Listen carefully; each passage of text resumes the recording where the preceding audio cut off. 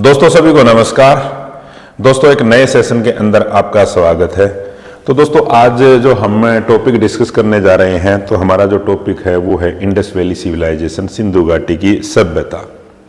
और ये जो टॉपिक है दोस्तों, यहाँ से हर एक एग्जाम के अंदर जहाँ पर हिस्ट्री आती है तो क्वेश्चन जरूर आता है। चाहे आप स्टेट का एग्जाम देने के लिए चले जाइए, सीईटी का या डीएसएसबी या दूसरे एसएससी, दिल्ली पुलिस, जो भी एग्जाम आप देने के लिए जाओगे तो यहाँ से क्वेश्चन जरूर आएगा। तो मैं दोस्तों इस क्लास के अंदर जो इस टॉपिक से रिलेटेड मेन जो पॉइंट हैं, महत्वपूर्ण जो बिंदु हैं, जो एग्जाम के अंदर पूछे जाते हैं, तो मैं वो आपके साथ डिस्कस करने जा रहा हूँ। तो प्लीज़ आप यदि नए हो तो आप हमारे चैनल को लाइक कीजिए, सब्सक्राइब कीजिए। हमारी जो क्लासेस हैं आपको बहुत ही हेल्पफुल रहेंगी आगे जो भी आप एग्ज़ाम देने के लिए जाओगे उसमें। तो दोस्तों इधर उधर की बातें ना करते हुए मैं आपको टॉपिक की शुरुआत करवाता हूँ। हाँ, आप दोस्तों कॉपी पेन साथ जरूर लेके बैठना। मैं बार बार ये कहता हूँ कि जो चीज़ें हम नोट करते हैं ना, अपने हाथ से जो नोट करेंगे वो लंबे समय तक हमारे को याद रहती हैं, स्थायी हो जाती है। तो आपने कॉपी पेन साथ लेके बैठना है। तो दोस्तों आज जो हमारा टॉपिक है ये है सिंधु घाटी की सभ्यता के महत्वपूर्ण स्थल। दोस्तों जो सिंधु घाटी सभ्यता है, भारत के जो इतिहास की सबसे प्राचीन जो सभ्यता है वो सिंधु घाटी सभ्यता है। तो आज से इसका जो टाइम पीरियड माना गया है, आज से लगभग 5000 साल पहले इस सभ्यता का अस्तित्व माना गया है। और ये आप देखोगे पाकिस्तान, अफगानिस्तान, भारत में फैली एक सभ्यता थी। तो इसके बहुत सारे जो स्थल हैं उनकी खुदाई हो चुकी है। अगर हम देखें तो लगभग 1500 से भी ज़्यादा जो स्थल हैं सिंधु घाटी सभ्यता के वो खोजे जा चुके हैं। और इसके जो ज़्यादा स्थल हैं वो भारत के अंदर ही हैं, क्योंकि इसकी जो खुदाई है वो भारत के अंदर ही ज़्यादा हुई है। तो 1500 से ज़्यादा स्थल खोजे जा चुके हैं। तो सभी के बारे में तो हम चर्चा नहीं कर सकते, लेकिन मेन जो बड़े, जिनको महानगरों की संज्ञा दी गई है या कोई विशेष रूप से उस दौरान प्रसिद्ध रहे हैं, उन स्थलों के बारे में हम जानेंगे और उन्हीं से ही एग्जाम के अंदर क्वेश्चन पूछे जाते हैं। तो दोस्तों देखते हैं कि वो महत्वपूर्ण स्थल कौन से हैं। तो दोस्तों मैं आप लोगों को एक चीज़ और बताना चाहूँगा, ये जो क्लासेस हैं आज तो मैं इसको रिकॉर्डेड लेक्चर डालने लग रहा हूँ, तो फिर इसमें हम लाइव क्लास भी लेके आएंगे। इससे टॉपिक से रिलेटेड जो ऑब्जेक्टिव क्वेश्चन होंगे वो भी डिस्कस करेंगे। तो दोस्तों हमारा जो टॉपिक है महत्वपूर्ण स्थल। दोस्तों इस सभ्यता को हम हड़प्पा सभ्यता के इस नाम से भी जानते हैं। जो ये सभ्यता दोस्तों, इसको हड़प्पा सभ्यता भी कह सकते हैं, हम इसको मोहनजोदड़ो की सभ्यता भी कह सकते हैं। तो इसको कई नामों से, सिंधु घाटी की सभ्यता भी इसको कहा जाता है। तो इस सभ्यता को कई नामों से जाना जाता है। इसमें जो पहला इसका नामकरण हुआ वो दोस्तों इसको हड़प्पा सभ्यता के नाम से जाना गया, क्योंकि इस सभ्यता का जो पहला स्थल है जो खोजा गया था, जहाँ पर खुदाई हुई थी, वो हड़प्पा था। इस कारण से इसका जो नामकरण हुआ इसको हड़प्पा सभ्यता कहा गया। हाँ, टाइम पीरियड की बात की जाए तो आप इसका टाइम पीरियड आज से लगभग 5000 साल पहले आप इसका बता सकते हो। ठीक है, एनसीईआरटी के अंदर लगभग इसको एनसीईआरटी के अंदर भी लगभग इतना ही टाइम पीरियड इसका बताया गया है। ठीक है, तो दयाराम ने जो पहला जो स्थल है, बहुत बार क्वेश्चन आता है कि हड़प्पा सभ्यता का जो पहला स्थल है या हड़प्पा सभ्यता का जो स्थल है उसकी खुदाई का काम किसने करवाया था। तो दोस्तों जो दयाराम साहनी थे, दयाराम साहनी के नेतृत्व में जो हड़प्पा जगह है यहाँ पर खुदाई करवाई गई थी। ये पॉइंट आपने ध्यान रखना है।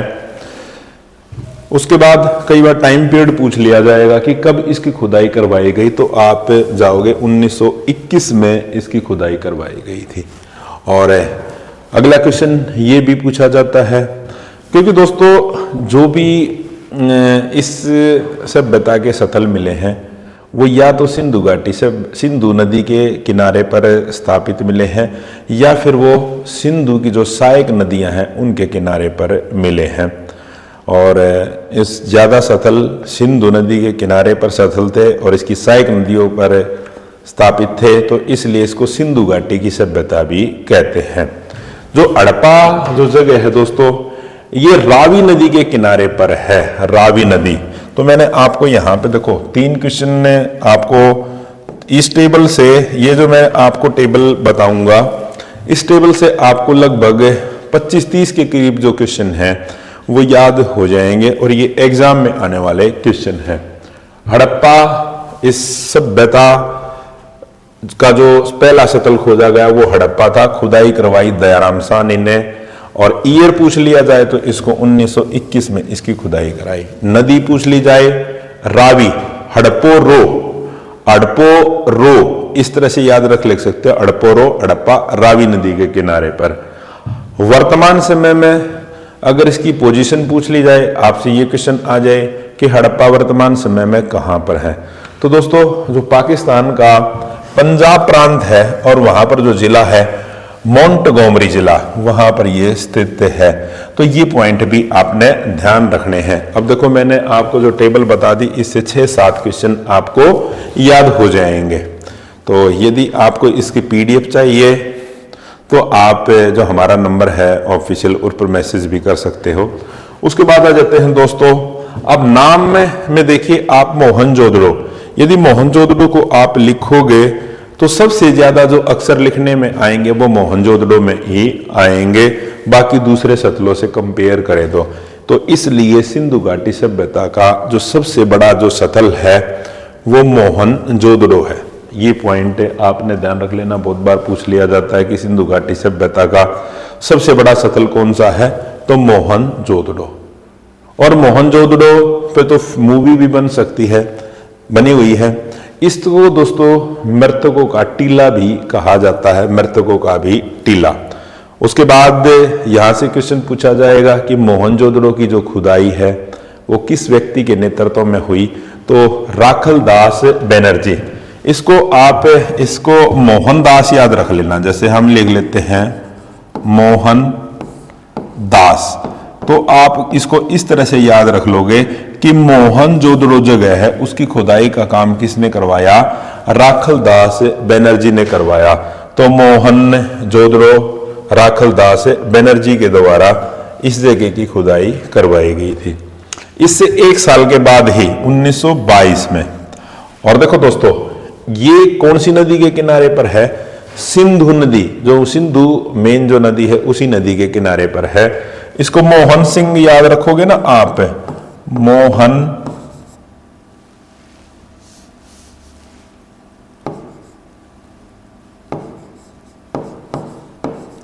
इसको मोहन सिंह के नाम से याद रख लेना, यानी मोहन सिंह कौन सी, मोहनजोदड़ो कौन सी नदी के किनारे पर है, ये सिंधु नदी के किनारे पर है।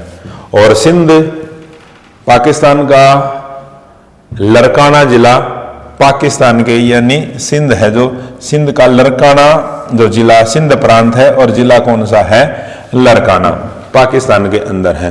तो 2 सतलों के बारे में मैंने आपको बताया है कि दोनों सतल ये हैं अब पाकिस्तान के अंदर हैं। सबसे बड़ा ये महत्वपूर्ण आता है दोस्तों, सबसे बड़ा जो सतल पूछा जाता है तो सिंधु घाटी सभ्यता का वो मोहनजोदड़ो है।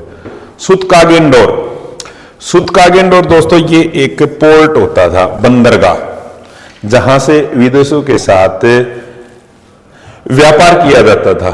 इस जगह की खुदाई का काम किया R.L. स्टाइन ने और 1929 में इसकी खुदाई कराई गई और ये दासत नदी के किनारे पर है और पाकिस्तान में जो बलूचिस्तान प्रांत है, बलूचिस्तान वहां पर है ये।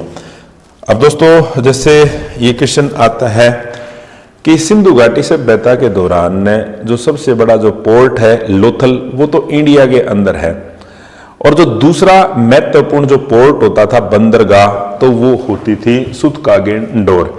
यहां से तांबे की कुल्हाड़ी भी मिली है। ये व्यापार का एक मुख्य सतल होता था और पाकिस्तान के बलूचिस्तान प्रांत के अंदर है। तो ये मैंने आप लोगों को जो टेबल बताई है इसको आपने नोट कर लेना है। तो दोस्तों लगभग 10 के करीब जो मैंने क्वेश्चन आपको बता दिए और ये महत्वपूर्ण है, एग्जाम में क्वेश्चन यहीं से पूछे जाते हैं, आप इसको चेक भी कर सकते हो।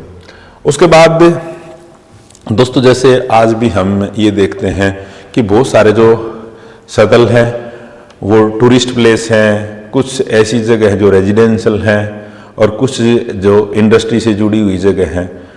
तो इसी तरह जो इंडस वैली सिविलाइजेशन के दौरान जिसको हम कारखानों का नगर कहते हैं, जहाँ पर बहुत ज़्यादा इंडस्ट्री होती थी, तो वो है चनहुदड़ो।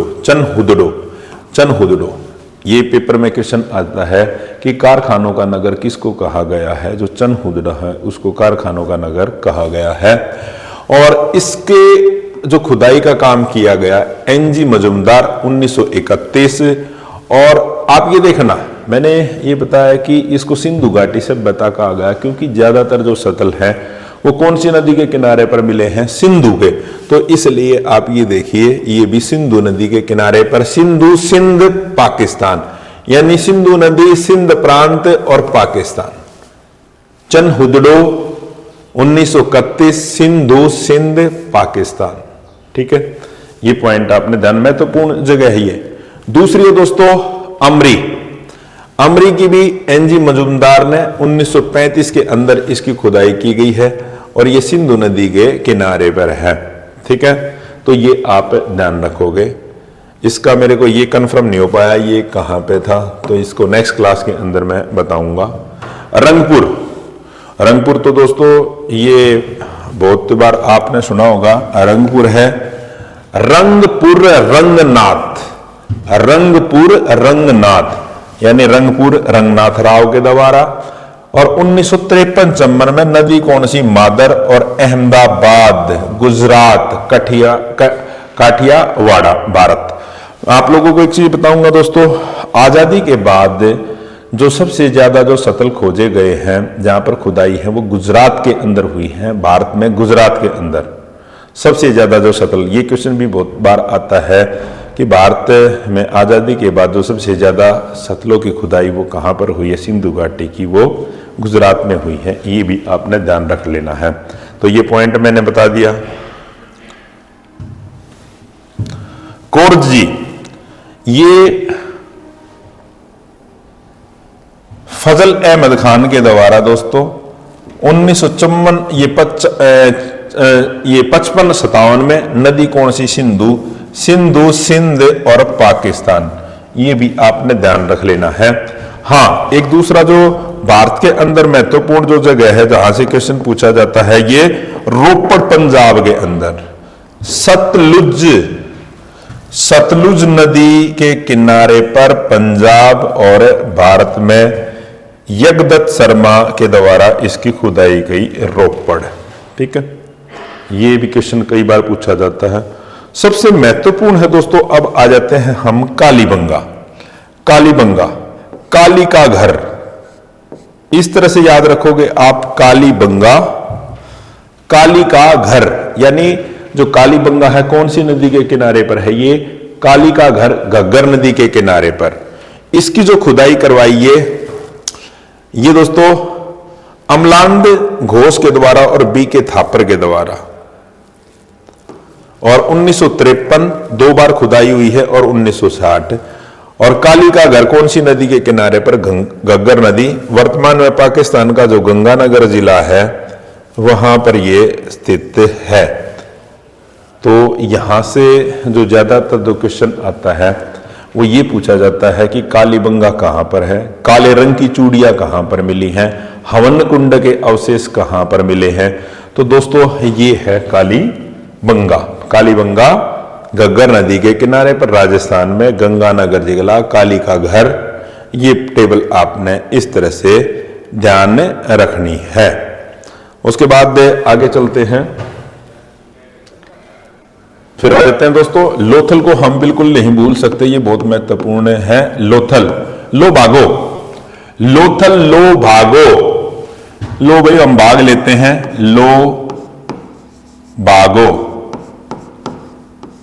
लोथल है ये दोस्तों भोगवा नदी के किनारे पर भोगवा, लो भागो, भोगवा नदी के किनारे पर लो भागो। ठीक है। और 1953 के अंदर यहां पर खुदाई की गई। लोथल गुजरात, अहमदाबाद जिला, काठियावाड़ भारत। लोथल दोस्तों उस दौरान की जो सबसे बड़ी बंदरगाह कहते हैं ना जिसको, पोर्ट, तो ये वो थी। जैसे क्वेश्चन पूछा जाता है कि सिंधु घाटी सभ्यता के दौरान जो सबसे बड़ी बंदरगाह कौन सी रही है, वो लोथल है। या विदेशों के साथ जो व्यापार होता था, जहां से आयात और निर्यात किया जाता, वो लोथल के मार्ग से किया जाता है। अब दोस्तों यहाँ पर व्यापार होता था यहाँ से, तो इसलिए यहाँ पर बहुत सारे मेजरमेंट यानी पैमाने मिले हैं। और उस दौरान चीज़ों को नापने के लिए जो पैमाना तैयार किया जाता था वो हाथी के दांत से तैयार किया जाता था। और यहाँ से बहुत सारे, जिसको हम बाट कहते हैं ना चीज़ों को तोलने के लिए, वो भी यहाँ से मिले हैं। तो लोथल महत्वपूर्ण उस दौरान की बंदरगाह थी। ये बहुत बार क्वेश्चन पूछा जाता है। ठीक है। हाँ, ये जो ईयर मैंने आपको बताए हैं ना, ये वैसे आप ध्यान रख लेना, ईयर बहुत कम ही चांस होते हैं कि वो आपसे ईयर पूछेगा। ज्यादातर तो जो पूछा जाएगा ये जगह कहाँ पर है और कौन सी नदी के किनारे पर है, लो भागो, भोगवा नदी के किनारे पर लोथल भोगवा। आलमगीरपुर है दोस्तों, ये यज्ञदत्त सरमाद के द्वारा हिंडन नदी मेरठ है ना जो उत्तर प्रदेश, यहां पे आलमगीर जो जगह है ना दोस्तों, इसके बारे में जो क्वेश्चन आता है वो इस तरह से आता है कि लास्ट जो फेज, यानी लास्ट फेज की जो जगह इनको माना गया है, लास्ट फेज, यानी जब सिंधु घाटी सभ्यता अपने अंतिम चरण में थी, जब अपने पतन की ओर थी, तो उस दौरान की इसको जगह माना गया है। इसके अनुमान कैसे लगाया कि उस दौरान यहां पर बड़े कोई भी भवन या उस तरह के अवशेष नहीं मिले, कि ये कहा जाता है कि उस दौरान गंदगी के ढेर जमा होने लगे थे और यहाँ पर ज्यादातर झोपड़ियों में लोग रहते थे। तो इस तरह से जो आलमगीरपुर है इसको अंतिम लास्ट फेज की जगह माना गया है। ये हिंडन नदी के किनारे पर है। उसके बाद दोस्तों सुरकोटड़ा, ये जगपति जोशी के द्वारा 1964 में, और ये भी गुजरात में, और भोगवा नदी के किनारे पर। कच्छ है जो गुजरात का, ये वहां पर है, ये भी आपने ध्यान रखना। अब एक महत्वपूर्ण जगह और है जो हमारे हरियाणा से ही संबंध रखती है, बनावली। रविंद्र बिष्ट के द्वारा 1973-74 में इस जगह की खुदाई कराई गई। और जो नदी लुप्त तो हो चुकी है, हरियाणा की जो पवित्र नदी होती थी, भारत की पवित्र नदी सरस्वती नदी, ये लुप्त हो चुकी है, ये इसके किनारे पर। और जिला कौन सा, फतेहाबाद, हरियाणा, भारत में। अब दोस्तों जो बनावली है, बनावली से एक क्वेश्चन और आता है। उस दौरान हम ये कहते हैं कि जो सिंधु घाटी सभ्यता के लोग वो भी खेती करते थे, लेकिन खेती किसके द्वारा करते थे? खेती करते थे वो हल के द्वारा, लकड़ी के हलों के द्वारा वो खेती करते थे। हलों के द्वारा खेती की जाती थी। लेकिन दोस्तों लकड़ी के हल तो इतने साल के पुराने मिल नहीं सकते, तो कैसे पता? उस दौरान मिट्टी के खिलौने मिले हैं, यानी उस दौरान जो मिट्टी के खिलौने थे, हल की आकार के मिट्टी के खिलौने,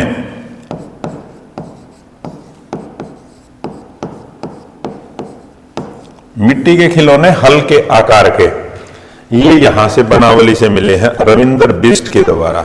ये आप ध्यान रखना, ये महत्वपूर्ण है। उसके बाद दोस्तों राखी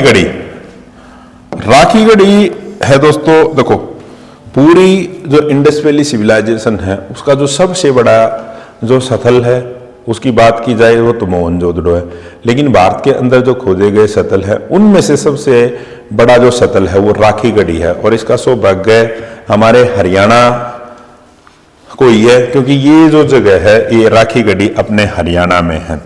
और सरस्वती द्वारी नदी के किनारे पर वह दृढ़वती इसार के अंदर ये जो जगह है, और अमरेंद्र नाथ और वी.एस. सिंधे के द्वारा इसकी खुदाई की गई है। ठीक है, ये अभी जो सतल है दोस्तों, ये काफी चर्चा में रहा है। राखी गढ़ी हरियाणा का जो सतल है, यहाँ पर एक प्रदर्शनी भी जो लगाई गई थी अभी पीछे दिसंबर के अंदर, यहाँ से यहाँ पे नमस्कार करते हुए, जैसे ये मुद्रा है ना, इस मुद्रा के अंदर भी एक व्यक्ति की मूर्ति मिली है। तो यहाँ पर प्रदर्शनी भी लगाई गई थी। और हरियाणा के जो पर्यटन मंत्री हैं डॉक्टर अरविंद शर्मा जी, वो वहाँ पर गए थे। तो ये पॉइंट आपने ध्यान रखना है। धोलावीरा दोस्तों, मैं आपको एक चीज और बताऊंगा। जो सिंधु घाटी जो सभ्यता के जो सतल थे, यदि हम उनको देखें तो ज्यादातर जो सतल थे वो दो हिस्सों के अंदर बटे हुए थे, पूर्वी टीला और पश्चिमी टीला। यानी एक तो पूर्वी भाग और पश्चिमी टीला। पूर्व वाला भाग निचाई पर होता था, पश्चिम वाला ऊंचाई पर होता था। अमीर लोग जो रहते थे वो पश्चिमी वाले भाग में रहते थे, और गरीब लोग रहते थे वो पूर्वी भाग में रहते थे। और जितने भी बड़े भवन होते थे वो पश्चिमी भाग में होते थे, ताकि उसमें बाढ़ का खतरा ना हो। धोलावीरा एक ऐसी जो जगह है जो कितने उसके अंदर मिला है, धोलावीरा तीन भागों में बटा हुआ धोलावीरा। ठीक है, जगपति जोशी और आर विस्ट के द्वारा इसको खोजा गया 67 इसमें, और 92 के अंदर यहां पर खुदाई की गई है। धोलावीरा गुजरात के अंदर लूनी नदी है, कच्छ गुजरात लूनी नदी, ये आप ध्यान रखोगे। धोलावीरा गुजरात तीन भागों में बटा हुआ और लूनी नदी के किनारे पर। उसके बाद जैसे कोणाल दोस्तों, ये भी हरियाणा के ही एक जगह है, सरस्वती नदी के किनारे पर। और फतेहाबाद जिला, हरियाणा, फतेहाबाद। कई किताबों के अंदर इसको नाम दे दिया जाता है दोस्तों, वो हिसार भी दे दिया जाता है, क्योंकि जो फतेहाबाद जिला है वो हिसार से ही अलग होकर बना है। तो दोस्तों, ये जो मैंने आप लोगों को टेबल बताई है, ये पॉइंट आप ध्यान रख लेना, एग्जाम में यहां से क्वेश्चन जरूर मिलेंगे। और यदि आपको इसकी ये चाहिए, आपको पीडीएफ चाहिए, तो आप 9964068888 पर आप मैसेज भी कर सकते हैं। तो दोस्तों, मैं ज्यादा अतिशोक्ति तो नहीं करूंगा। ये दोस्तों जितने भी बच्चों की ये आपको भीड़ दिखाई दे रही है, ये सारे प्रतिभाशाली छात्र हैं, और इनका जो सिलेक्शन हुआ है ये हमारे इंस्टीट्यूट से जुड़ने के बाद हुआ। इन्होंने रिटन एग्जाम की तैयारी की, हमने इंटरव्यू की तैयारी कराई। तो दोस्तों, हरियाणा के अंदर सबसे ज्यादा जो सिलेक्शन दिए हैं वो हमारे इंस्टीट्यूट ने अब दिए हैं। जो हरियाणा में HPSC TGT का जो रिजल्ट आया था, उसमें सबसे ज्यादा जो सिलेक्टेड जो छात्र हैं तो वो यही है।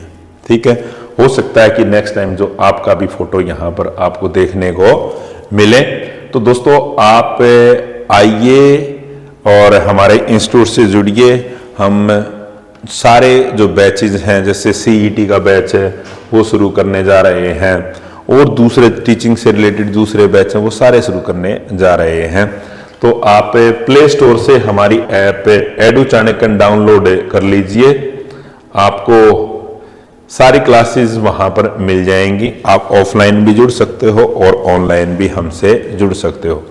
दोस्तों, बगैर टाइम वेस्ट किए, इधर उधर की बातें किए हुए आपको एग्जाम से रिलेटेड जो भी चीजें हैं वो आपको कराएंगे। मैं आपको पूरी एश्योरेंस देता हूं, मैं आपको विश्वास दिलाता हूं कि जो पढ़ाएंगे वही एग्जाम में आएगा। तो आप लोगों के लिए भी 2025 सरकारी नौकरी का साल हो सकता है। तो दोस्तों, आप हमसे जुड़िए और हमारे इस चैनल को लाइक कीजिए, सब्सक्राइब कीजिए। जय हिंद, जय भारत, जय हरियाणा।